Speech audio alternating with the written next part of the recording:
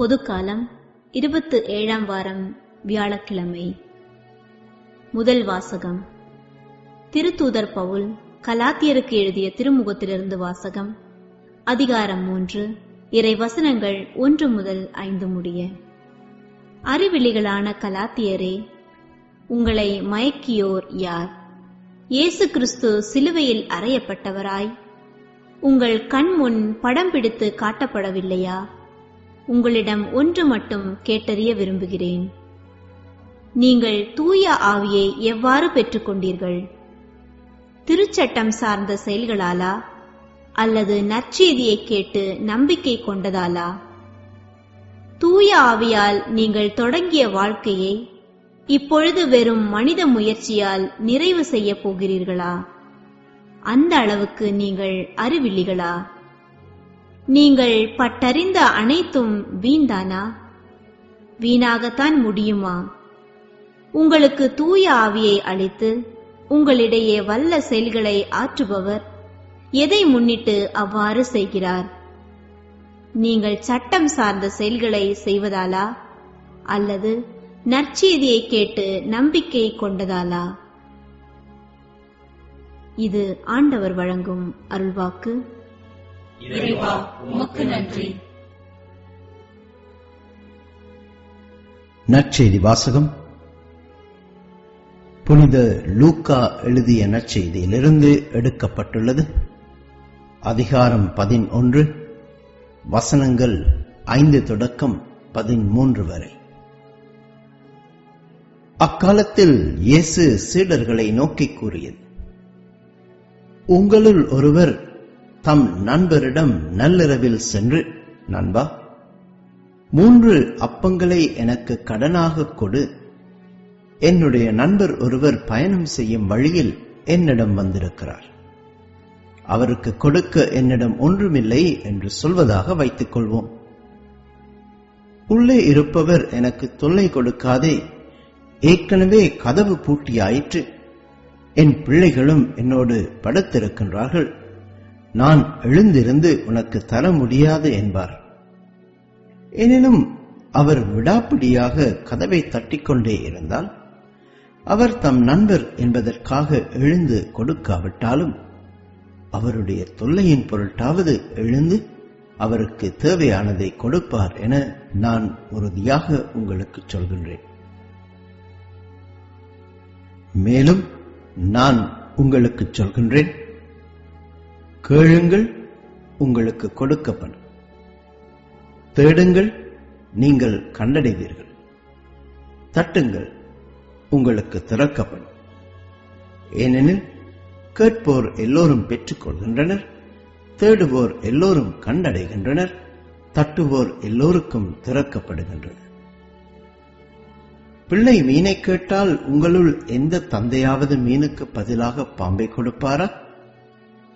முட்டையை கேட்டால் அவர் தேளை கொடுப்பாரா? தீயோர்களாகிய நீங்களே உங்கள் பிள்ளைகளுக்கு நற்கொடைகள் அளிக்க அறிந்திருக்கின்றீர்கள். அப்படியானால் விண்ணக தந்தை தம்மிடம் கேட்போருக்கு தூய ஆவியை கொடுப்பது எத்துணை உறுதி. இது கிறிஸ்து வழங்கும் நற்செய்தி. கிறிஸ்துவே, உமக்கு புகழ். அன்புக்குரியவர்களே, கடந்த நூற்றாண்டின் மையப்பகுதியில் அமெரிக்காவை சார்ந்த புராட்டஸ்டாண்ட் போதகர் ஒருவர் புத்தகம் ஒன்றை எழுதினார். வாழ்வின் எல்லா சூழ்நிலைகளிலும் நேர்மறையாக சிந்திப்பது எப்படி என்பதை பற்றிய புத்தகம் அது. புத்தகத்தின் கைப்பிரதியை எடுத்துக்கொண்டு ஒவ்வொரு பதிப்பகமாக ஏறி இறங்கினார். அவருடைய புத்தகத்தை வெளியிடுவதற்கு எந்த பதிப்பகத்தாரும் தயாராக இல்லை. எவ்வளவோ கடுமையான முயற்சிகளை மேற்கொண்டும் பலன் எதுவும் கிட்டவில்லை. விரக்தியின் உச்சிக்கு சென்ற அவர் கோபத்தில் தன் புத்தகத்தின் கையெழுத்து பிரதியை வீட்டில் இருந்த குப்பை தொட்டியில் வீசி எறிந்தார். இதை பார்த்த அவரது மனைவி, எனக்கு ஒரு பதிப்பகத்தார் தெரியும், அவர்கள் வழியாக முயற்சி செய்யலாம் என்று சொல்லிக்கொண்டே குப்பை தொட்டியை நோக்கி நகர்ந்தார்.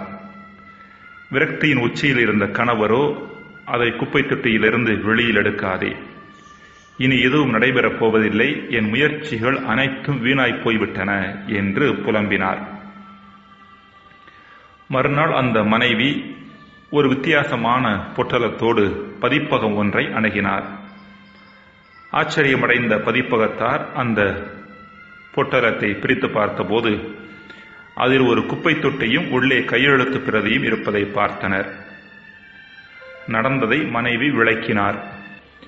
அதாவது குப்பை தொட்டியிலிருந்து கைப்பிரதியை வெளியில் எடுக்கக்கூடாது என்ற தன் கணவருடைய கட்டளைக்கு கீழ்ப்படிந்ததாகவும், அதே வேளையில் அந்த கைப்பிரதியை பதிப்பகத்தாரிடம் கொண்டு வந்ததாகவும் சொன்னார். அனைவரும் சிரித்தனர். அந்த புத்தகமே பின்னால் லட்சக்கணக்கான பிரதிகளாக விற்பனையான the power of the positive thinking. இந்த புத்தகத்தை எழுதியவர் நார்மன் வின்சென்ட் பீல் என்பவர். விடாமுயற்சி என்னும் அற்புதமான குணமானது நாம் விரும்புவதை அடைவதற்கும், நமது பொருளாதாரத்தை வளர்த்து எடுப்பதற்கும், திறமைகளில் தழைத்தோங்குவதற்கும், உறவுகளில் உயர்வதற்கும் எவ்வளவு அவசியமானது என்பது நாம் அனைவரும் அறிந்த ஒன்று. பொருள் சார்ந்த இப்படிப்பட்ட காரியங்களில் வளர்வதற்கே விடாமுயற்சி மிக முக்கியமானது என்றால், கண்ணால் காண இயலாத இறைவனோடு உடனான உறவில் வளர்வதற்கு விடாமுயற்சி எவ்வளவு அவசியமானது என்பது சொல்லி தெரிய வேண்டிய ஒன்றல்ல. இப்படிப்பட்ட விடாமுயற்சியின் அவசியத்தை பற்றியே இன்றைய நற்செய்தியில் இறைமகன் இயேசு பேசுகிறார். எனினும் அன்பிற்குரியவர்களே, இன்றைய நற்செய்தியை நாம் தவறாக புரிந்து கொள்வதற்கான வாய்ப்பு இருக்கிறது.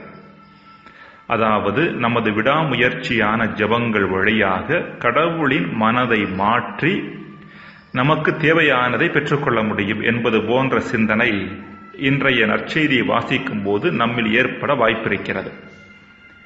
இவ்வாறு இன்றைய நற்செய்தியை நாம் புரிந்து கொள்வது தவறானதும் தவிர்க்கப்பட வேண்டியதும் ஆகும். காரணம், இதில் 2 பிரச்சனைகள் உண்டு.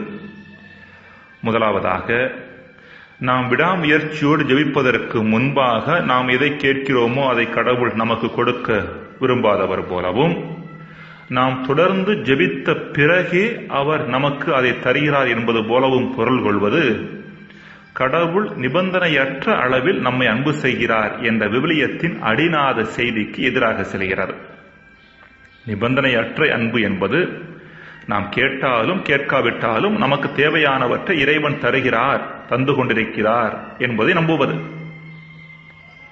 எனவே நாம் விடாமுயற்சியோடு ஜெபித்த பின்புதான் கடவுள் நமக்கு தருகிறார் என்றால் அதற்கு முன்பாக அவர் நம்மில் அக்கறை காட்டவில்லை என்பது புலனாகிறது. இரண்டாவதாக, நமது விடாமுயற்சியான ஜெபங்கள் மூலம் நமது விருப்பு வெறுப்புகளுக்கு ஏற்ப இறைவனையே மாற்றிவிட முடியும் என்ற தவறான சிந்தனையும் மேற்கண்ட புரிதலில் வருவதற்கான வாய்ப்பு உண்டு. அப்படியானால் விடாமுயற்சியோடு ஜெபிக்கின்ற பொழுது மாற்றம் எதுவும் நிகழ்வதில்லையா என்று நாம் கேட்கக்கூடும். மாற்றம் நிச்சயமாக நிகழ்கிறது. ஆனால் அந்த மாற்றம் கடவுளில் அல்ல, நம்மில் நிகழ்கிறது என்பதை நாம் புரிந்து கொள்வது அவசியம். விடாமுயற்சியோடு ஜெபிக்கின்ற பொழுது ஏனோ தானோ என்று ஜெபிக்கும் நிலைமை மாறி மனதை ஒருமுகப்படுத்தி ஜெபிக்கும் நிலைக்கு நாம் கடந்து செல்கிறோம். விடாமுயற்சியோடு ஜெபிக்கின்ற பொழுது எதையாவது கேட்டு வைப்போம் என்கின்ற மனநிலையை மாற்றி எது சரியானதோ அதை கேட்க ஆரம்பிக்கிறோம். விடாமுயற்சியோடு ஜெபிக்கின்ற பொழுது வெறுமனே சடங்காச்சாரமாக இருக்கும் நம் ஜெபமானது உணர்வு பூர்வமானதாக, ஈடுபாடு நிரம்பியதாக மாறிவிடுகிறது. இப்படிப்பட்ட மாற்றம் நம்மில் நிகழும் போது கடவுள் நமக்கு எதை ஏற்கனவே கொடுத்திருக்கின்றாரோ அதை பெற்றுக்கொள்ளக்கூடிய மனநிலை நம்மில் வந்துவிடுகிறது. எனவே விடாமுயற்சியான ஜெபம் நமக்கு தேவையானதை பெற்றுக்கொண்டு வருகிறது என்பது உண்மை. கடவுளை மாற்றுவதன் மூலம் அல்ல, மாறாக நம்முடைய மனநிலையை மாற்றுவதன் மூலம், அதை திறந்த மனம் உள்ள ஒன்றாக ஆக்குவதன் மூலம். ஜெபம்: இறைவா, எம் ஜெபங்கள் உம்மை மாற்றுவதை விட எம்மை மாற்றக்கூடியனவாக இருப்பனவாக. ஆமென்.